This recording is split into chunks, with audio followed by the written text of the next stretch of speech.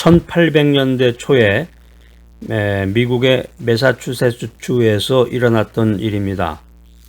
세관에서 일하던 30대의 그 한 청년이 무능하다는 이유로 직장에서 해고가 됩니다. 집으로 돌아온 그는 실직 사실을 아내에게 알리면서 자기는 인생의 실패자라고 말합니다. 소피아라는 이름의 이 지혜로운 아내는 남편에게 이렇게 말합니다. 아닙니다. 지금이야말로 당신이 원하셨던 그 일, 글을 쓰는 일을 시작하셔야 할 때랍니다. 그러면 뭘 먹고 사느냐고 남편이 말하자 아내는 남편에게 제가 1년 정도의 생활비는 그동안 푼푼히 저축해 두었습니다.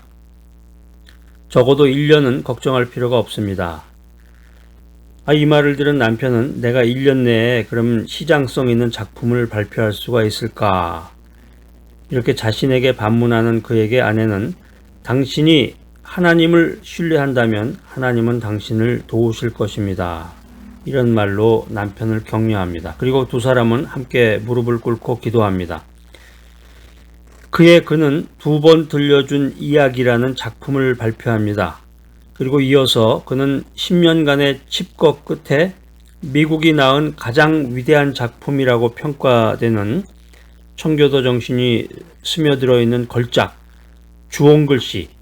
주홍글씨를 발표하게 됩니다. 이 이야기는 이제 나다니엘 호손이라는 작가의 이야기였는데 실패가 인생의 새로운 전기가 되었다. 이런 레슨을 우리들에게 주고 있습니다. 자, 그런데 여기서 호돈으로 하여금 실패를 극복할 수 있도록 만든 것은 그와 그의 아내가 가진 믿음이었다. 이 사실에 우리는 주목을 해볼 필요가 있습니다. 우리는 지금 코로나19 시대를 맞이하면서 이 시대가 경제 위기의 시대, 인간 교제 단절의 시대라고 진단을 하고 있습니다. 그렇습니다. 이 경제의 위기 못지않게 우리 시대의 위기는 믿음의 위기다 이렇게 생각을 합니다.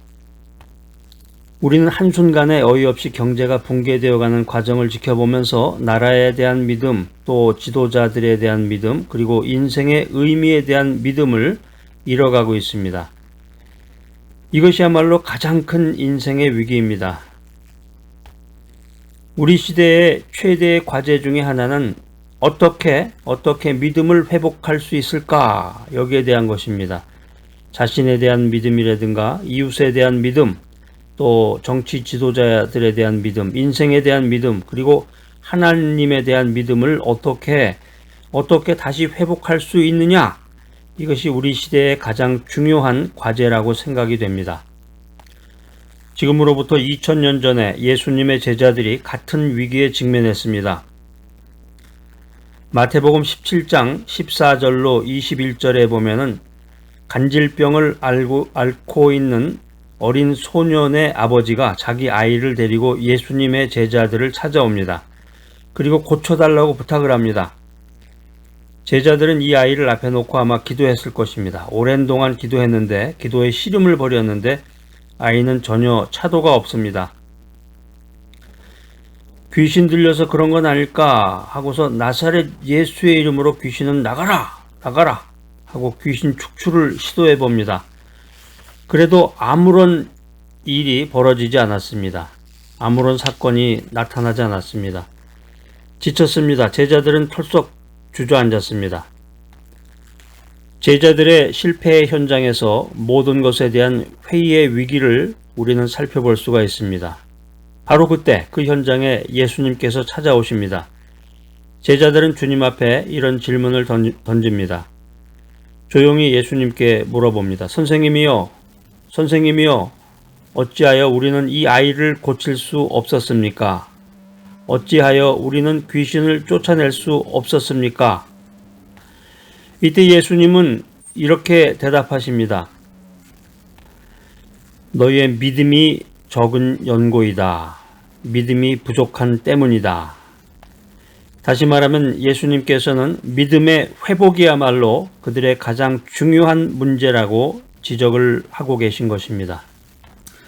힘들고 어려운 시대를 살아가는 지금 믿음의 회복이라는 것이 어떻게 해야 가능할까요? 지금 오늘 귀한 이 메시지 들으신 여러분들, 예수님께로 문제를 가져오고 예수님만을 온전히 신뢰하고 기도로 예수님을 바라보는 가운데서 믿음의 회복을 이루는 귀하고 복된 여러분 모두가 되시기를 간절히 기대합니다. 힘들고 어려운 시대에 믿음을 회복하려면 예수님께 문제를 가져오는 것을 배워야 합니다. 우리가 믿음의 사람이 되고 우리 믿음이 회복이 되려면 우리 인생의 모든 문제를 예수님 앞으로 가지고 오는 것을 배워야 합니다. 사랑하는 여러분, 여러분들은 어떻게 신앙생활을 시작했나요? 아마 대부분은 부모님이 믿으니까 습관적으로 아마 교회 다니기 시작했을지도 모릅니다. 예전에 주변에 재미있는 친구가 하나 있었는데 주일날 학생 때죠. 고등학교 때인 것 같은데 고등학교 학생 때 주일 예배 참석을 하면은 꼭 그 주보를 하나 가지고 가서 그 부모님에게 그것을 제출했다고 그럽니다. 주일날 교회를 출석을 하는지 빼먹는지를 교회 가면 그 주보를 받아와야 되니까 그래서 부모님이 믿었기 때문에 습관적으로 교회를 다니기 시작했던 사람도 있고 또 어떤 사람은 이제 전도를 통해서 교회를 다니기도 하고 어떤 사람은 인생의 아주 위기 가운데서 인생의 힘들고 위기 가운데서 문제를 가지고 주님 앞으로 나왔던 그런 경험을 했던 사람들도 아마 있을 것입니다. 인생의 문제를 경험하면서 주님이 우리 문제를 해결해 주실 수 있겠지. 하나님을 믿으면, 예수님을 믿으면 될 거야. 이런 생각을 하면서 하나님에 대한 희망, 예수님에 대한 희망을 갖고 교회에 나오게 됐습니다. 자, 그런데 문제가 교회에 나와서 가만히 보니까 하나님은 안 계세요. 하나님이 눈에 안 보이십니다. 예수님도 눈에 잘 안 보입니다. 누가 보이나요? 목사님이 보입니다. 목사님이 눈에 보이고 성가대, 찬양대가 찬양하는 모습도 보이고 집사님도 보이고 장로님도 보이고 근데 하나님과 예수님은 눈에 보이지 않았습니다. 조금씩 교회에 정착하면서 삶의 아픈 문제들을 내놓기 시작합니다. 그리고 주변의 신앙인들에게 기도를 부탁하기도 하고 함께 기도하기도 합니다. 주변에 나를 아껴주고 염려를 같이 하는 이 믿음의 이웃들, 친구들, 선배들, 집사님들, 장로님들이 나를 위해서 기도해 주기 시작합니다. 참 고마운 일입니다. 자, 그런데 나를 위해서 기도해 주시는 그 권사님, 장로님, 목사님, 전도사님, 신앙의 선배들이 그들의 간절한 기도에도 불구하고 나의 어려움과 고난과 내 사정은 전혀 나아지지 않습니다. 여러분 어떻습니까? 이런 경험 해보셨죠? 자, 이게 마태복음 17장 14절로 21절에 나왔던 이야기와 같은 맥락인데 아이를 데려왔던 아버지의 체험을 반영하는 그런 주제라고 생각이 됩니다. 마태복음 17장 16절에 나오는 말씀은 이 아이의 아버지가 하는 소리입니다. 내가 주의 제자들에게 아이를 데리고 나왔지만 제자들은 능히 고칠 수가 없었습니다. 오늘날 그 현대적인 버전으로 얘기하면 목사님이 기도해도 소용이 없었고 전도사님이 기도해도 소용이 없었습니다. 우리 집안 형편이 전혀 나아지지 않았어요. 자, 이 정도 되면 포기할 만하죠. 또 실제로 이 단계에서 포기하는 사람들이 많습니다. 교회 나와서 기도했는데 별거 없구나. 부흥집회 참석하고 철야 기도에 나와서 간절히 기도하고 매달렸지만 아무런 소용이 없구나. 뾰족한 수가 나오지 않는구나. 한마디로 말해서 신앙적인 노력에도 불구하고 우리의 형편과 사정이 전혀 나아지지 않았다. 이런 고백을 할 때가 있습니다. 자, 그런데 흥미로운 사실이 마태복음 17장 14절 이하에 나타납니다. 이 마태복음 17장에 나온 그 아버지는 낙심하면서도 그 현장을 떠나지 않았습니다. 버팁니다. 기다립니다.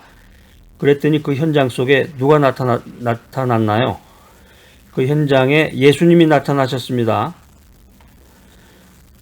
버티는 자가 축복을 얻습니다. 그래서 끝까지 견디는 자가 구원을 얻는다고 성경은 말하고 있습니다. 당장에 한순간에 내 문제가 해결될 이 희망의 징조가 보이지 않아도 여전히 그 자리에 머물러 있을 줄 아는 믿음, 견딤, 인내, 이게 굉장히 중요한 거예요. 이게 굉장히 중요하다. 드디어 그 현장에 예수님이 찾아오셨습니다. 마태복음 17장 14절입니다. 저희가 무리에게 이름에 한 사람이 예수께 와서 꿇어 엎드려 가로되. 드디어 예수님이 오시자마자 그 아이의 아버지가 이 예수님 앞에 엎드립니다. 그동안에 그 아이의 아버지는 예수님의 제자들과 자기 아이를 낫게 하기 위해서 씨름을 했습니다. 그런데 아무런 소용이 없었습니다. 마태복음 그 17장의 백그라운드를 보면은 예수님은 변화산상에 계셨습니다. 베드로, 요한, 야고보를 데리고 변화산상에 올라가셔서 하늘의 영광을 나누어 주고 계셨습니다. 그 하늘의 영광이 나타나고 있는 한편 저 아래 골짜기 마을에서는 한 아이를 치료하기 위해서 이 제자들의 끈질긴 싸움이 있었습니다. 그러나 이 싸움은 아무런 효용을 나타내지 못하고 있었습니다. 그럼에도 불구하고 거기 머물고 견디고 기다렸던 그는 드디어 예수님을 맞이합니다. 예수님은 기도하는 자를, 기다리는 자를 오래 버려두지 않습니다. 기다리는 사람에게 반드시 찾아오십니다. 여러분 기다리시기 바랍니다. 드디어 찾아오신 예수님 앞에 그 아이의 아버지는 엎드립니다. 그리고 도움을 요청합니다. 그러니까 마침내 예수님의 치유가 임했습니다. 마태복음 17장 18절입니다. 이에 예수께서 꾸짖으시니 귀신이 나아가고 아이가 그때부터 나으니라. 자, 드디어 아이가 회복이 됐습니다. 치료함을 받았습니다. 기적이 일어났습니다. 직접적으로 예수님 앞에 호소했더니, 예수님을 만났더니, 예수님을 의지했더니 이 놀라운 기적의 은총이 임했습니다. 사랑하는 여러분, 참 믿음의 사람이 되기 위해서는, 참된 믿음을 가진 신앙인이 되기 위해서는 사람 앞에 나오는 것을 배워서는 안 됩니다. 물론 사람들이 나에게 도움이 될 수 있습니다. 내 주변에 내 신앙에 적극적인 영향, 긍정적인 영향을 끼치는 사람들이 있다는 사실은 아주 좋은 거죠. 행복한 일입니다. 그럼에도 불구하고 사람을 의존해서는 안 된다. 이것을 성경은 우리들에게 레슨하고 있습니다. 아마 어쩌면 문제가 아직도 해결되지 않는 것은 내가 사람이 아닌 그리스도를 온전히 의지할 때까지 하나님께서 아직도 기다리고 계시기 때문일 수도 있습니다. 조금 더 기다리며 참으로 살아계신 주님만을 바라봐야 합니다. 그러면 그때 드디어 하나님의 능력이 우리에게 임할 것입니다. 주님의 놀라운 능력을 경험하게 될 것입니다. 참된 믿음의 사람이 되기를 원하십니까? 지금 힘들고 어려운 이 시기에 고난을 극복하며 온전히 믿음으로 살기를 원하십니까? 믿음의 사람이 되기를 원하면 문제를 가지고 주님 앞에 나오는 것을 배우시기 바랍니다. 예수님 앞에 나오시기 바랍니다. 살아계신 하나님의 아들, 그분이 인생의 해답이라고 외치시기 바랍니다. 주 예수님이 내 인생의 해답입니다. 이 암울한 시대에, 사망의 음침한 골짜기를 지나가는 이 암울한 시대에 우리의 희망은 무엇입니까? 우리의 소망은 누구이십니까? 우리의 구원은 누구십니까? 우리의 치료자는 누구이십니까? 우리의 능력은 어디 있습니까? 그렇습니다. 예수 그리스도가 우리의 구원이십니다.